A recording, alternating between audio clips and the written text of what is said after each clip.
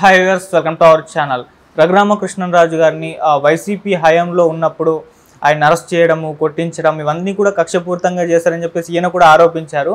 మరి వీటికి సంబంధించిన వీడియోలు చాలా ఉన్నాయని చెప్పేసి అంటున్నారు. మరి ఏంటి వీడియోలు, వీటి గురించి డిస్కస్ చేయడానికి ప్రజెంట్ మనతో పాటు జర్నలిస్ట్ చరణ్ పరమి గారు ఉన్నారు. వాళ్ళతో ఒకసారి మాట్లాడదాం. హాయ్ అన్న. హాయ్. సో ఒకసారి రఘురామకృష్ణరాజు గారి పైన అంటే అరెస్ట్ చేయించారు, కొట్టించారు అని వార్తలు వచ్చాయి. ఆయన కూడా డైరెక్ట్గా చెప్పుకున్నారు, నా పైన మర్డర్ అటెంప్ట్ జరిగిందని కూడా అన్నారు ఆయన. సో అప్పుడు ఈయన టార్చర్ చేసేటప్పుడు వీడియోలు తీసేశారు, అవన్నీ కూడా జగన్మోహన్ రెడ్డి గారి దగ్గర ఉన్నాయని చెప్పేసి కూడా చెప్తున్నారు. మరి ఏంటా వీడియోలకు పోలాయి, మరి ఇప్పుడు ఏం జరిగే ఛాన్స్ ఉంది ఈ కేసులో అంటారు?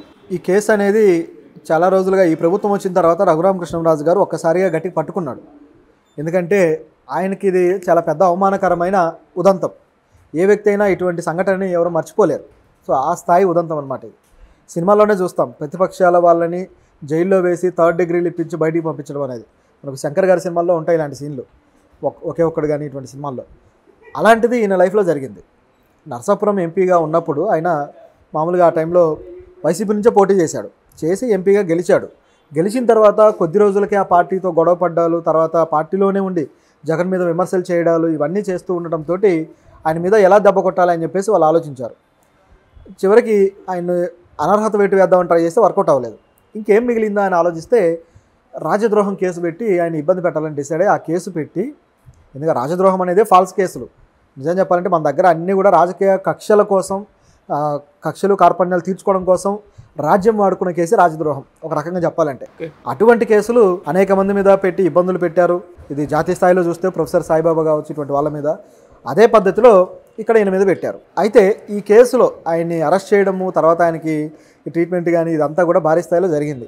అప్పుడు ఆయన హైదరాబాద్లో ఉంటే ఆయన బర్త్డే రోజే అది కూడా వచ్చి హైదరాబాద్కి వచ్చి గుంటూరు పోలీసులు తీసుకొని వెళ్ళి సిఐడి స్పెషల్ సెల్లో, అది కూడా స్పెషల్ ఇదిలో ఆయన పెట్టి, అప్పుడు సిఐడి చీఫ్గా ఉన్న పివి సునీల్ కుమార్ గారు కావచ్చు, అలాగే అప్పటి ఇంటెలిజెన్స్ చీఫ్గా ఉన్న సీతారామంజనేయులు గారు కావచ్చు, అలాగే దర్యాప్తు అధికారి విజయపాల్ కావచ్చు, వీళ్ళందరూ కూడా ఏం చేశారంటే ఆయన్ని కొద్దిగా టార్చర్ చేశారు. అంటే 3rd డిగ్రీ చూపించి బాగా కొట్టారు, అది క్లియర్. ఆ కొట్టిన టైంలో ఒక సంఘటన జరిగింది, అది ఇప్పుడు వెలుగులోకి వచ్చింది. ఏంటంటే కొట్టి ఆయన వీడియోలు తీశారు. ఆ ఆఫీసర్లు ఉండగా వాళ్ళ కింద ఆఫీసర్లతోటి కొట్టించి అదంతా కూడా వీడియోలు తీశారు. ఈ వీడియోలు వాళ్ళ పొలిటికల్ బాస్లకి పంపించారు. పైకి పంపిస్తే అది చూసి వాళ్ళు రాక్షసానందం పొందారనేది ఇక్కడ కనిపిస్తున్న వాస్తవం. అంత దారుణమైన పరిస్థితి ఆయన క్రియేట్ చేశారు. ఓకే. సో ఇందులో ఆయన చంపడానికి కూడా సెల్లో ఒంటరిగా పెట్టి చంపడానికి కూడా ప్రయత్నించారు. సో మొత్తానికి నేనేదో బయటపడ్డాను దాని నుంచి అని చెప్పేసి ఆయన అనడం జరిగింది. దీంట్లో భాగంగా ఆయన ఎప్పుడైతే పార్టీ మారి ఇప్పుడు తర్వాత ఎమ్మెల్యేగా వచ్చారో టీడీపీ నుంచి, ఈ ప్రభుత్వం తనకు న్యాయం చేస్తుందనే ఆయన ఇదితోటి కేసు అయితే పెట్టాడు. చంద్రబాబు గారి ప్రోద్బలం అవన్నీ ఉంటాయి దీంట్లో యాక్చువల్గా.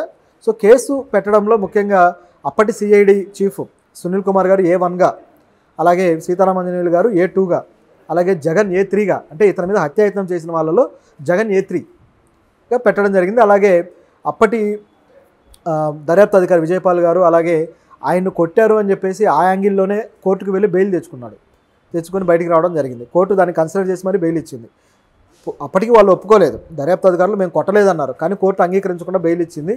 అప్పుడు ఆయనకు బెయిల్ ఇవ్వడానికి కూడా ఏదైతే ఆ మెడికల్ టెస్టులు చేయించారో ఆర్మీ మెడికల్ టెస్ట్లో చూశారనమాట. సపరేట్గా ఈయన కోసం ఏర్పాటు చేసి మెడికల్ టెస్ట్ చేస్తే దాంట్లో అది కన్ఫర్మ్ అయిన తర్వాత అది కన్సిడర్ చేసి కోర్టు ఆయనకి బెయిల్ ఇవ్వడం జరిగింది. సో అక్కడ అది ముగిసిపోయింది. ఇప్పుడు ఆ ఆఫీసర్ కూడా ఉన్నారు, ఎవరైతే టెస్ట్ చేశారో ఆ ఆఫీసర్ కూడా. సో వీళ్ళందరూ ఈ కేసులో ఉన్నారు. ఇది ఇలా ఉంటే ఇప్పుడు దానికి సంబంధించి కొన్ని కదలికలు వచ్చాయి. సుప్రీంకోర్టులో దాని వాదనలు మళ్ళీ దీన్ని తీసుకోవాలని పిటిషన్ వేసినప్పుడు వీళ్ళని అరెస్ట్ చేయడానికి సుప్రీంకోర్టు ఇప్పుడు ఆర్డర్లు ఇచ్చింది. ఈ ఆర్డర్లో భాగంగా ఇచ్చి కూడా గట్టిగా 3 days అవుతుంది. ఈ ఆర్డర్లలో భాగంగా సునీల్ కుమార్ గారు అలాగే విజయపాల్ గారు వీళ్ళందరికీ ఇస్తే వీళ్ళు ముందస్తు బెయిల్కి అప్లై చేసుకుంటున్నారు. ఇప్పుడు యాంటిసిపేటరీ బెయిల్కి అప్లై చేస్తున్నారు. మరి అది వస్తుందా రాలేదా అనేది ఒక సందేహం ఉంది. కోర్టు అయితే దానికి అంగీకారంతో లేదు. ఎందుకంటే మీరు ఆల్రెడీ మీ అధికారాన్ని దుర్వినియోగం చేసి ఇన్ని విధంగా టార్చర్ చేశారు, మీకు ముందుగా బెయిల్ ఇవ్వడం కూడా ప్రమాదకరమే అని చెప్పేసి ఆ ఆలోచన అయితే వ్యాఖ్యలు చేసింది కోర్టు.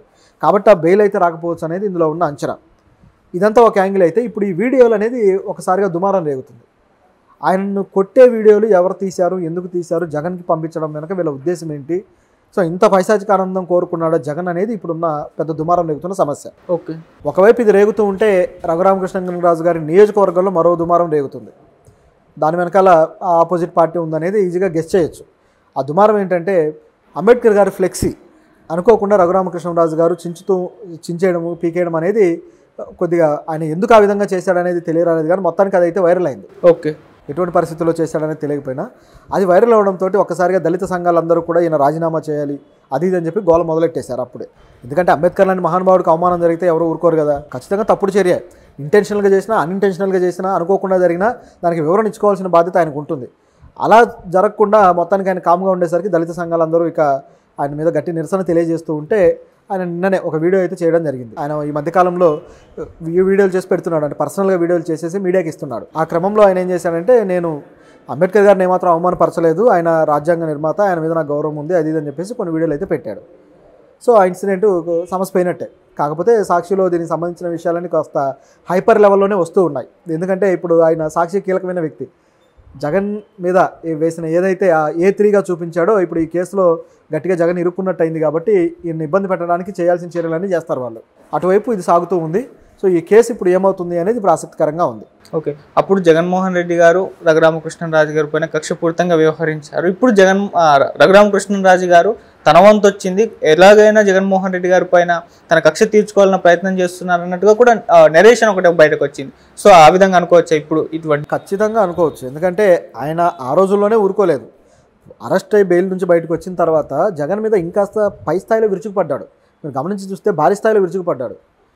సో అలా విరుచుకుపడి మొత్తానికి మళ్ళీ అరెస్ట్ చేసే అవకాశం అయితే ఆయన లేకుండా పోయింది జగన్కి. ఓకే, కాబట్టి ఈ అవకాశం కోసమే చూస్తూ వచ్చి బీజేపీ టికెట్ ఇవ్వనన్నా సరే, నిజానికి బీజేపీ నుంచి ట్రై చేసి టికెట్ ఇవ్వనన్నా సరే బలవంతంగా చంద్రబాబు గారు ఆయన్ని ముందుకు తీసుకొచ్చి ఆయన గెలిపించుకున్నారు ఇప్పుడు ఎమ్మెల్యేగా. సో రఘురామకృష్ణరాజు గారు ఎలాగైనా తన ప్రభుత్వంలో ఉండాల్సిందే అని చంద్రబాబు గారు పట్టుపట్టి ఆయన ద్వారా జగన్ని ఏ రకంగా తొక్కాలనేది వాళ్ళిద్దరికీ ఉంది ఆలోచన. దీంట్లో ఎటువంటి సందేహం లేదు. అయితే దీంట్లో కారణాలు కూడా బలంగానే ఉన్నాయి. చంద్రబాబు గారిని జైలుకు పంపించాడు జగన్, రఘురామకృష్ణరాజు గారిని జైలుకు పంపించాడు. ఇద్దరి మీద పెట్టిన కేసుల్లో సరైన ఆధారాలు లేవు. సో ఈ టైప్లో ఆధారాలు లేకుండా అంత ఇబ్బందులు పెట్టి థర్డ్ డిగ్రీలు చూపించి చాలా అవమానకరంగా చేశారు. కాబట్టి ఎలాగైనా సరే జగన్ని దెబ్బ కొట్టాలనే ఆలోచన వీళ్ళిద్దరికీ ఉంది. కాబట్టి దాంట్లో భాగంగా ఈ కేసు ముందుకు తీసుకురావడం, దీంట్లో సరైన సాక్ష్యాధారాలు కూడా ఉండటం వీళ్ళకి ప్లస్ అయింది. ఇప్పుడు ఈ వీడియోలు అన్నారు, ఈ వీడియోలు ఇంటెలిజెన్స్ నుంచి ఎలా సాధిస్తారనేది చూడాలి. ఎందుకంటే వీడియోలు అనేది వార్తగా వచ్చింది, అప్పుడు వచ్చిన ఫోటోలు ఆయన కాళ్ళ మీద గాయాలైనవి, ఈ ఫోటోలన్నీ కూడా బాగా వైరల్ అయ్యాయి. కానీ వీడియో అనేది ఇంటెలిజెన్స్ దగ్గర ఉందా, లేకపోతే గతంలో CID రికార్డ్స్లో అది ఉందా, రికార్డ్స్లో లేకుండా ఏమైనా డిలీట్ చేశారా, లేకపోతే ఇప్పుడు వాళ్ళ ఫోన్లో ఏమైనా ఇప్పుడు అరెస్ట్ చేస్తే ఆ ఫోన్లన్నింటినీ సీజ్ చేస్తారు కాబట్టి ఆ ఫోన్ల నుంచి మళ్ళీ డేటాని రికవర్ చేసి డిలీటెడ్ డేటా రికవర్ చేసి దాన్ని ఏమైనా బయటికి తీసుకొస్తారా ఎవిడెన్సెస్ని, ఇదంతా చూడాల్సిన అవసరం ఉంది. అది వస్తే మాత్రం చాలా స్ట్రాంగ్ ఎవిడెన్స్ అవుతుంది.